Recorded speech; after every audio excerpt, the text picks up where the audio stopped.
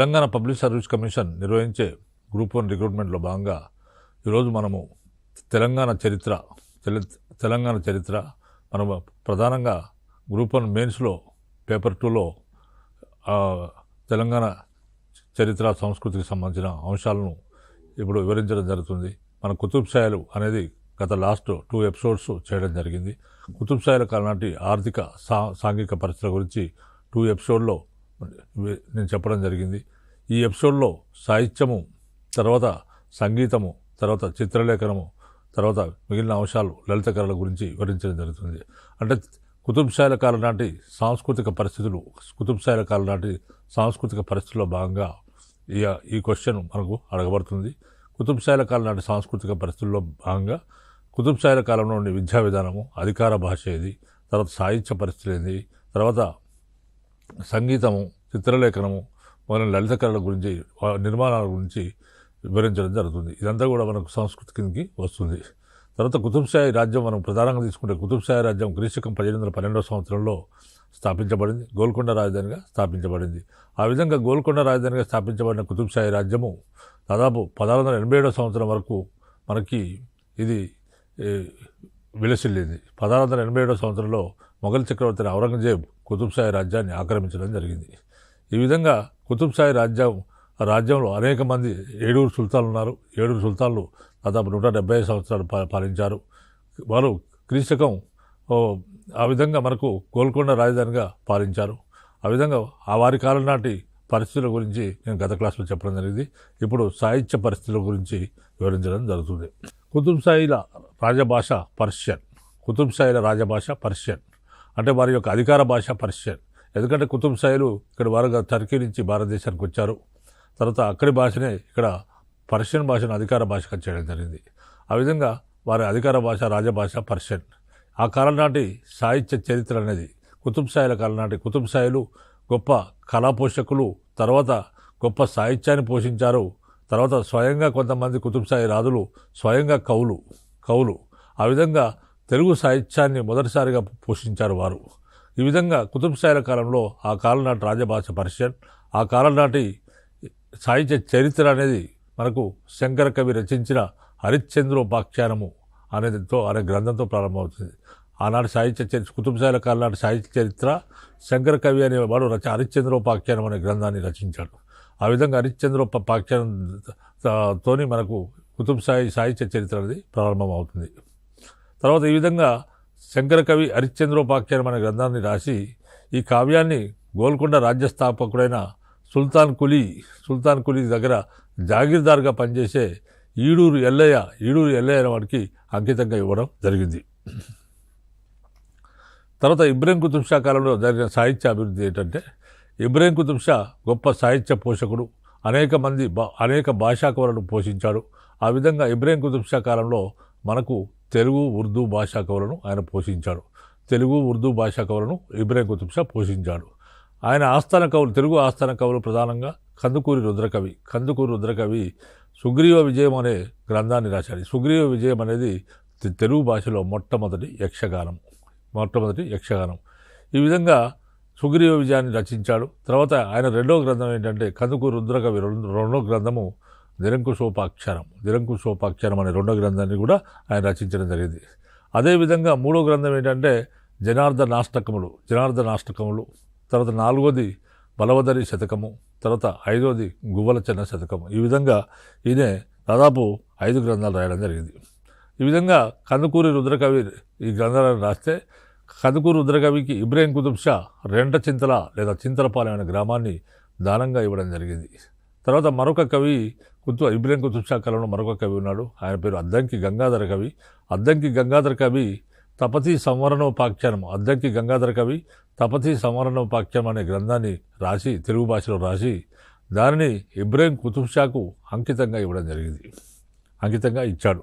ఈ గ్రంథంలో గంగాధర కవి తనను ఆదరించిన ఇబ్రహీం కుతుబ్ షాను ఏమన్నాడంటే రాముని అవతారంగా పేర్కొంటాడు. ఆ గ్రంథ తపతీ సంవరణోపాఖ్యానంలో గంగాధర కవి ఏం చెప్పాడంటే తమ రాజును ఇబ్రహీం కుతుబ్ షాను రాముని అవతారం అని పేర్కొంటాడు. పేర్కొనడం జరిగింది. తమ రాజు రాముని అవతారం అని పేర్కొనడం జరిగింది. అదేవిధంగా మరొక కవి పొన్నెగంటి తెలగనార్యుడు అనే కవి యయాతి చరిత్ర అనే గ్రంథాన్ని రాశాడు. అంటే యయాతి చరిత్ర అనేది తెలుగులో మొదటి అర్థ తెలుగు కావ్యం. ఇది తెలుగు భాషలో మొట్టమొదటి అర్థ తెలుగు కావ్యం. తర్వాత ఈ పొన్నెగంటి తెలగనార్యుడు యయాతి చరిత్ర రచించి పటాను చెరువు ప్రాంతానికి అధికారి అయిన అమీన్ ఖాన్ అనేవాడు ఈ పొన్నెగంటి తెలగనార్యుడిని ఆదరించాడు. పొన్నెగంటి తెలగనార్యుడిని అనే కవి ఆదరించాడు. మరి ఈ పొన్నెగంటి తెలగనార్యుడు యయాతి చరిత్రలో ఏ విషయాలు తెలియజేశాడంటే ఆనాటి స్త్రీల స్థితిగతుల గురించి ఆ పొన్నెగంటి తెలగనార్యుడు యయాతి చరిత్రలో తెలపడం జరిగింది. తర్వాత ఈ కాలం నాటి ఇబ్రాహీం కుతుబ్ షా కాలం నాటి ఉర్దూ కవులు ఎవరున్నారు? ఉర్దూ భాష కూడా బ్రహ్మాండంగా పోషించబడింది. ఆ విధంగా దక్కనీ ఉర్దూ అనేది కొత్తగా వెలుగులోకి వచ్చింది. దక్కనీ ఉర్దూ అనే నూతన భాష కొత్తగా వెలుగులోకి వచ్చింది. తర్వాత ఈ కాలం నాటి ఉర్దూ భాష కవులు ఎవరు ఉన్నారంటే అలీ ఉర్సి అనేవాడు నసబ్నామా కుతుబ్ షాహీ అనే గ్రంథాన్ని అలీ ఉర్సి అనేటువంటి రాశాడు. తర్వాత ఫెరోజ్ అనే మరొక కవి తెసల్నామా అనే గ్రంథాన్ని రచించాడు. తర్వాత పారసీక భాషా కవులు ఎవరున్నారు? ఈ కాలంలో పారసీక భాషా కవులు ఎవరున్నారంటే కురుహా అనే కవి తారీఖీ ఎల్చి నిజాం షా అనే చారిత్రక గ్రంథాన్ని రచించి ఆయన ఇబ్రాహీం కుతుబ్ షాకు అంకితంగా ఇవ్వడం జరిగింది. ఇది పారసీక భాషా కవులు. ఈ విధంగా తెలుగు కవులను మొట్టమొదటిసారిగా పోషించినవాడు అంటే ఒక ముస్లిం పాలకుడు తెలుగు కవులను పోషించడం అనేది మొట్టమొదటిసారిగా ఇబ్రాహీం కుతుబ్ షా కాలంలోనే జరిగింది. ఇబ్రాహీం కుతుబ్ షా తెలుగు కవులను అనేక మందిని పోషించాడు. కాబట్టి తెలుగు కవులు ఇబ్రాహీం కుతుబ్ షాను మల్కీబరామునిగా కీర్తించారు. తమను పోషించినందుకు గాను తెలుగు కవులు ఇబ్రాహీం కుతుబ్ షాను మల్కీబరామునిగా కీర్తించారు. తర్వాత ఇబ్రాహీం కుతుబ్ షా తెలుగు ఉర్దూ ముసైరాలను ఏర్పాటు చేసి కవి పండితులను సత్కరించేవాడు. ఇబ్రాహీం కుతుబ్ షా తెలుగు ఉర్దూ ముసైరాలు అంటే కవి సమ్మేళనాలను జరిపించేవాడు. ఈ విధంగా కవి సమ్మేళనం ఏర్పాటు చేసి కవి పండితులను ఇబ్రాహీం కుతుబ్ షా సత్కరించేవాడు.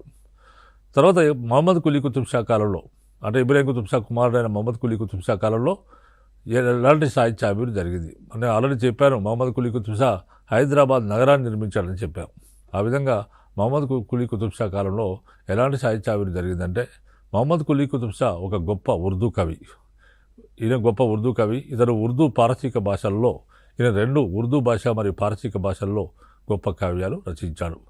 తర్వాత మహమ్మద్ కులీ స్వయంగా కొన్ని వందల పద్యాలు రచించాడు.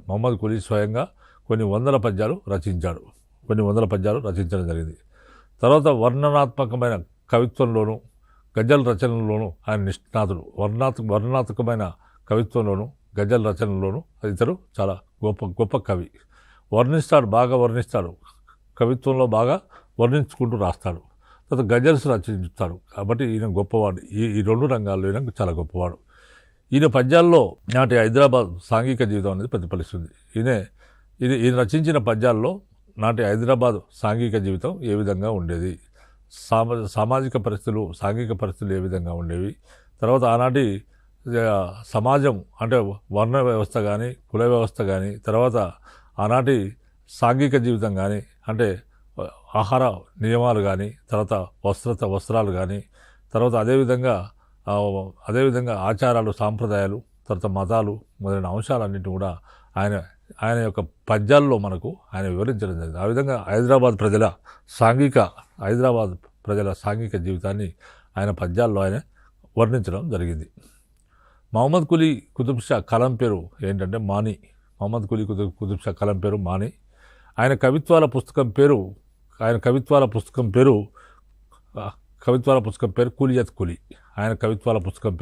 కులియత్ కులీ. తర్వాత మహమ్మద్ కులీ ఉర్దూ భాషకు చాసర్ వంటి వాడని చరిత్రకారుల అభిప్రాయం. చాసర్ అనేవాడు చాలా గొప్పవాడు. ఆ విధంగా చాసర్ ఎంత గొప్పవాడో ఈ మహమ్మద్ కులీ కూడా ఈ ఉర్దూ భాషకు చాసర్ వంటి వాడని చరిత్రకారుల అభిప్రాయపడడం జరిగింది. ఈయన ఆస్థాన కవులు తెలుగు కవులను కూడా ఈయన పోషించాడు. అనేక మంది తెలుగు సాహిత్యాభివృద్ధి జరిగింది ఈ కాలం నాటి తెలుగు సాహిత్యాభివృద్ధిలో మనకు ఈయన ఆస్థాన కవులు తీసుకుంటే మనకు తెలుగు భాషలో మొట్టమొదటి వాడు పోసెట్టి లింగ అనే కవి ఉన్నాడు. ఈ పోసెట్టి లింగ అనే కవి నవచోళ చరిత్ర, తర్వాత మల్వన చరిత్ర, నవచోళ చరిత్ర, మల్వన చరిత్ర, శంకర దాసమయ్య చరిత్ర, తర్వాత వీర సంగమయ్య దేవ చరిత్ర, శిష్య ప్రబోధము దేవ చరిత్ర, ఇది ద్విపద కావ్యం. ఈ పోషెట్టి లింగ అనేవాడు మొత్తం 5 గ్రంథాలు రాశాడు. ఆ 5 గ్రంథాలు ఏంటంటే నవచోళ చరిత్ర, తర్వాత నవచోళ చరిత్ర, తర్వాత రెండోది మల్వన చరిత్ర, తర్వాత మూడోది శంకర దాసమయ్య చరిత్ర, నాలుగోది వీర సంగమయ్య దేవ చరిత్ర, తర్వాత 5వది శిష్య ప్రబోధము దేవ చరిత్ర ద్విపదాన్ని కూడా ఈయన రచించడం జరిగింది. తర్వాత మరొక తెలుగు కవి కాలంలో సారంగ తమ్మయ్య అనే తెలుగు కవి వైజయంతి విలాసము, సారంగ తమ్మయ్య వైజయంతి విలాసము అనే గ్రంథాన్ని రచించాడు. వైజయంతి విలాసం అనే గ్రంథాన్ని రచించాడు.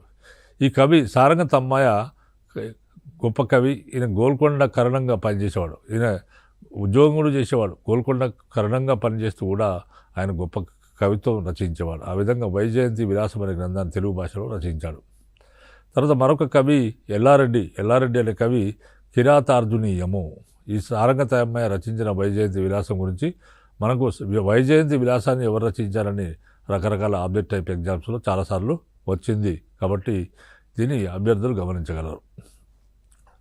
ఎల్లారెడ్డి అనే మరొక కవి కిరాతార్జునీయము బాలభారత కావ్యం అనే గ్రంథాన్ని రచించాడు. ఎల్లారెడ్డి అనే మరొక కవి కిరాతార్జునీయము, తర్వాత బాలభారత కావ్యాన్ని రచించాడు. తర్వాత మల్లారెడ్డి అనే మరొక కవి పద్మాపురాణము. మల్లారెడ్డి అనే కవి పద్మాపురాణము, తర్వాత షట్ చక్రవర్తి చరిత్ర, శివధర్మోత్తరము. మల్లారెడ్డి అనే కవి పద్మాపురాణము, షట్ చక్రవర్తి చరిత్ర, శివధర్మోత్తరము అనే గ్రంథాలను రాశాడు. తర్వాత మరొక కవి పేరు సింగరాచార్యుడు. ఈ సింగరాచార్యుడు అనే కవి సీతా కళ్యాణము, తర్వాత రాఘవ యాదవ పాండవీయము. సింగరాచార్యుడు సీతా కళ్యాణము, రాఘవ యాదవ పాండవీయం అనే గ్రంథాలు రచించాడు. తర్వాత మరొక కవి పట్టమట్ట సోమయాజి అనే కవి సూత సంహిత బ్రహ్మోత్తర ఖండం అనే గ్రంథాలు రచించాడు. తర్వాత నేపథ్య కృష్ణయామాచుడు అనే కవి రాజనీతి రత్నాకరం అనే గ్రంథాన్ని రచించాడు. తర్వాత సిద్ధరాయ కవి ప్రభుదేవర వాక్యము. సిద్ధరాయ కవి అనే మరొక కవి ప్రభుదేవర వాక్యం అనే గ్రంథాన్ని రచించాడు. ఈనాటి ఉర్దూ కవులు మరి ఈ వీరి కాలం నాటి మొహమ్మద్ కులీ కుతుబ్ షా కాలం నాటి ఉర్దూ కవులు ఉన్నారు. మరి ఈనాటి ఉర్దూ కవులలో మనకు అలీవర్షి అనే కవి నసబ్ నామా కుతుబ్ షాహీ అనే గ్రంథాన్ని రచించాడు. తర్వాత మరొక కవి గులాం అలీ అనే కవి పద్మావతి అనే గ్రంథాన్ని తెలుగు భాషల నుండి ఉర్దూలోకి అనువదించాడు. గులాం అలీ అనేవాడు పద్మావతి అనే గ్రంథాన్ని, తెలుగు భాషలో పద్మావతి అనే గ్రంథం ఉండే, ఆ గ్రంథాన్ని తెలుగు భాష నుంచి ఉర్దూ భాషలోకి గులాం అలీ అనేవాడు అనువదించడం జరిగింది. తర్వాత వజీహి అనే కవి లైలా మజ్ను కావ్యం. తర్వాత రెండోది ఏంటంటే ఆయన తారీఖీ మొహమ్మద్ అనే మరొక గ్రంథాన్ని రచించాడు. లైలా మజ్ను కావ్యము, తారీఖీ మొహమ్మద్ అనే 2 గ్రంథాలను కూడా రచించడం జరిగింది. తారీఖీ మొహమ్మద్ కుతుబ్ షాహీ, దీని మొత్తం పేరు తారీఖీ మొహమ్మద్ కుతుబ్ షాహీ. మరి ఈ గ్రంథం తారీఖీ మొహమ్మద్ కుతుబ్ షాహీ ఏం తెలియజేస్తుందంటే క్రీస్తకం 1617 వరకు గల కుతుబ్ షాహీల చరిత్ర తెలియజేస్తుంది. అంటే కుతుబ్ షాహీ రాజ్యము క్రీస్తకం 1512వ సంవత్సరంలో ప్రారంభించబడింది. 1518వ సంవత్సరంలో స్వతంత్రంగా పరిపాలించడం మొదలుపెట్టారు. 1518 నుంచి క్రీస్తకం 1617 వరకు గల కుతుబ్ షాహీల చరిత్రను మనకు వజీహి అనే కవి తారీఖీ మొహమ్మద్ కుతుబ్ షాహీ అనే గ్రంథంలో వివరించడం జరిగింది. మరొక కవి అబ్దుల్లా. మరి ఈ కాలంలో ఇది మొహమ్మద్ కులీ కుతుబ్ షా కాలం నాటి సాహిత్యాభివృద్ధిగా మనం చెప్పుకోవచ్చు. తర్వాత మరొక పాలకుడు అబ్దుల్లా కుతుబ్ షా కూడా గొప్ప కవి. ఆయనే అనేక ద్విపదలు ఉర్దూ భాషలో రచించడం జరిగింది. అబ్దుల్లా కుతుబ్ షా అనేక ద్విపద కావ్యాలు ఉర్దూ భాషలో రచించాడు. తర్వాత ఈయన ఆస్థాన కవులు ఉన్నాడు. మరి అబ్దుల్లా కుతుబ్ షా ఆస్థాన కవులు ఎవరంటే ఉర్దూ కవులు ఉన్నారు. ఉర్దూ కవులు ఎవరంటే కుస్ సియారా గవాసి అనే ఉర్దూ కవి అబ్దుల్లా కుతుబ్ షా ఆస్థాన కవి. ఆయనే కుస్ సియారా గవాసి అనేవాడు. ఈ కవి వెనకటి కావ్యాలకు స్వేచ్ఛానువాదాలు చేసిన మొదటి ప్రసిద్ధ కవి. ఈ కవి వెనకటి రచించిన కావ్యాలకు అనువాదాలు రాశాడు. స్వేచ్ఛ అనువాదాలు చేసిన ప్రసిద్ధ కవి ఇతడు. ఈ కవి సైఫుల్ ముల్క్ నబాదియల్ జమాల్ అనే కావ్యాన్ని సైఫుల్ ముల్క్ నబాదియల్ జమాల్ అనే కావ్యాన్ని ఈ యొక్క కుస్ సియారా గవాసి అనేవాడు క్రీస్తుకం 1625 సంవత్సరంలో రచించాడు. 1620లో రచించడం జరిగింది. తర్వాత గవాసి చేసిన అనువాదాల్లో తూతునామా అనేది సంస్కృత సుఖసప్తశతికి పారసిక అనువాదంగా ఆధారంగా రాశాడు. తూతునామా అనేది సంస్కృత భాషలో సుఖసప్తశతి అనే గ్రంథం ఉండేది. సంస్కృత భాషలో సుఖసప్తశతి అనే గ్రంథానికి ఈయన పారసీక భాషలో అనువాదం చేశాడు. దాని పేరు, ఈ అనువాదం పేరు ఏంటంటే తూతునామా. తర్వాత ఇబన్ ఏ నిషాతి అనే కవి పూల్బన్ అనే కావ్యాన్ని రచించాడు. ఇబన్ ఏ నిషాతి అనే కవి పూల్బన్ అనే మరొక కావ్యాన్ని రచించడం జరిగింది. తర్వాత క్షేత్రయ్య, ఈయనను అబ్దుల్లా కుతుబ్ షా ఆదరించాడు. క్షేత్రయ్యను అబ్దుల్లా కుతుబ్ షా ఆదరించడం జరిగింది. మరి క్షేత్రయ్య ఎవరంటే క్షేత్రయ్య అసలు పేరు వరదయ్య. ఇతనిది నేటివ్ ప్లేసు కృష్ణా జిల్లా మొవ్వ గ్రామం. ఆంధ్ర ప్రాంతంలో ఉన్న కృష్ణా జిల్లా మొవ్వ గ్రామం ఇది నేటివ్ ప్లేస్. తర్వాత ఈయన మొవ్వ గ్రామంలో గోపాలకృష్ణుడు అనే దేవుడు ఉన్నాడు. ఆయన ఆ విధంగా గోపాలకృష్ణుడు అనే దేవుని పైన ఇతను రచనలు చేయడం జరిగింది. రచనలు చేశాడు.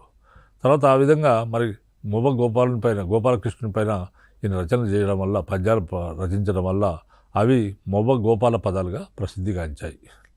ఈయన ఎన్ని రచించిందంటే, ఈయన రచించిన 4510 పదకీర్తనల్లో 1500 పదాలు అబ్దుల్లా కుతుబ్ షాకు అంకితంగా ఇచ్చాడు. ఈయన మొత్తం 4500 పదకీర్తనలు రాశాడు.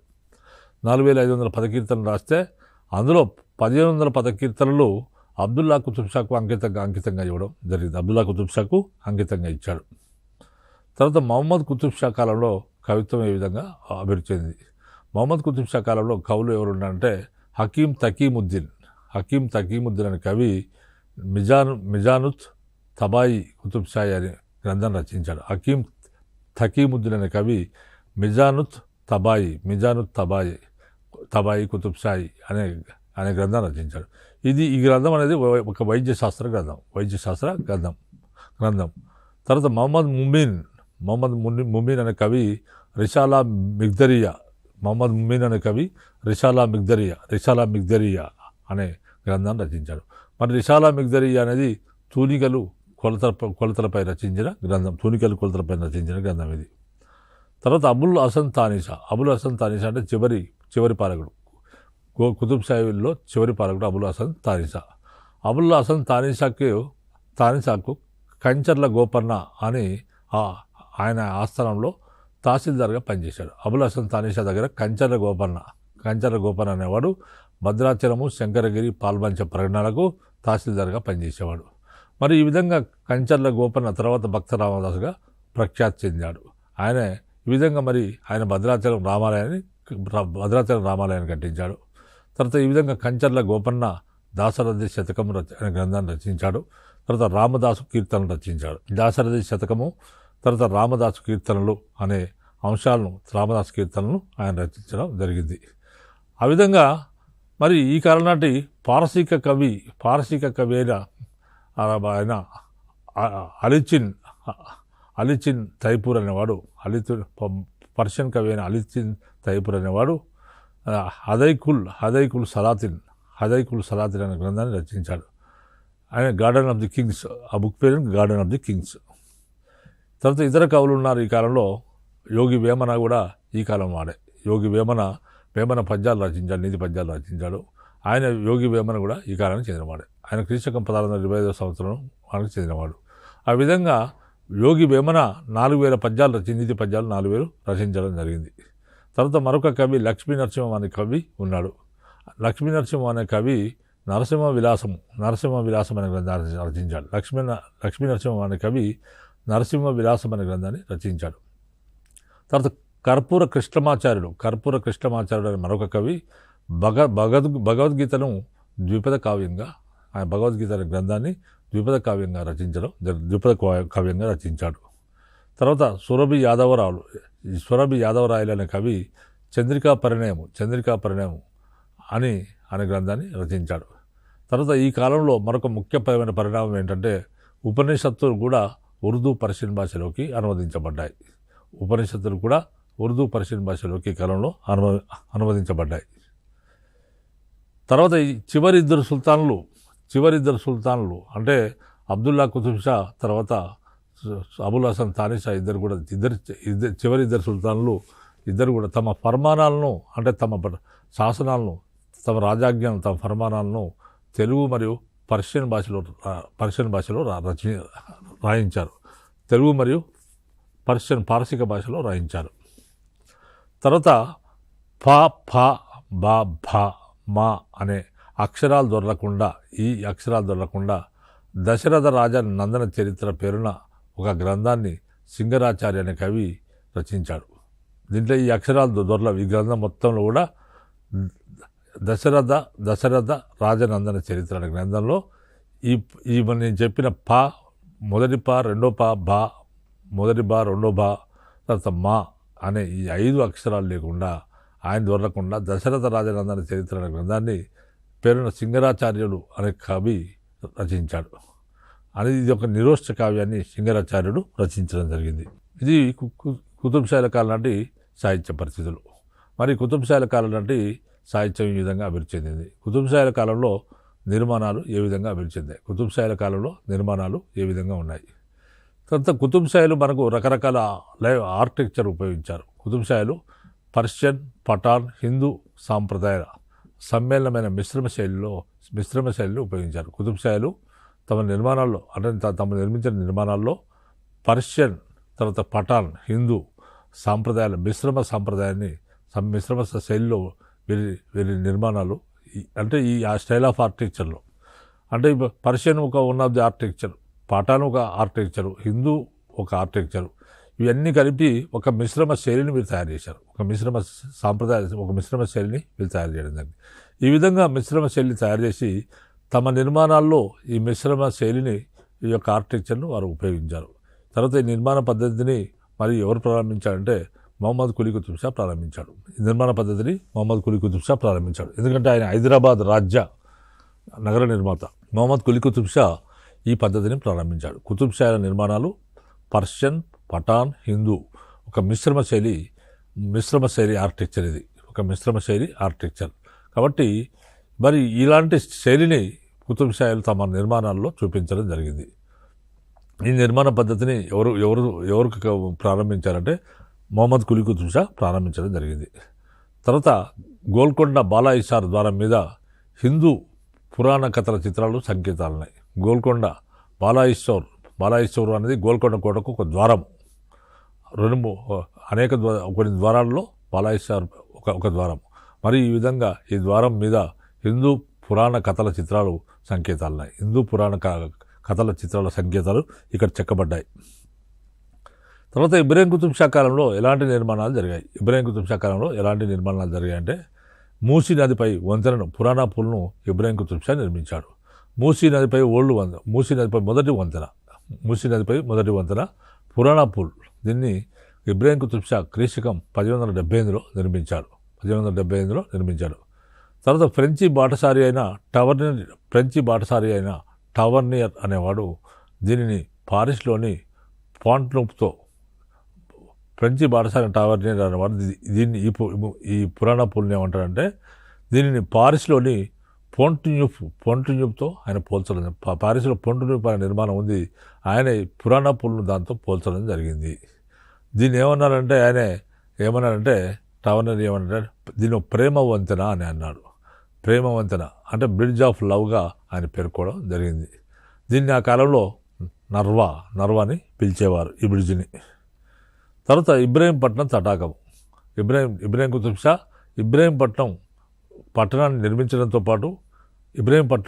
నిర్మించడంతో పాటు ఆయనే అదేవిధంగా ఆయనే అక్కడ ఇబ్రాహీంపట్నం చెరువును కూడా నిర్మించడం జరిగింది.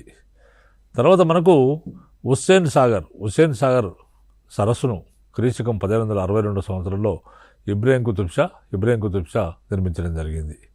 తర్వాత ఇతని అల్లుడు హుస్సేన్ సావలి ఈ హుస్సేన్ సాగర్ నిర్మాణంలో ఆయన సూపర్వైజ్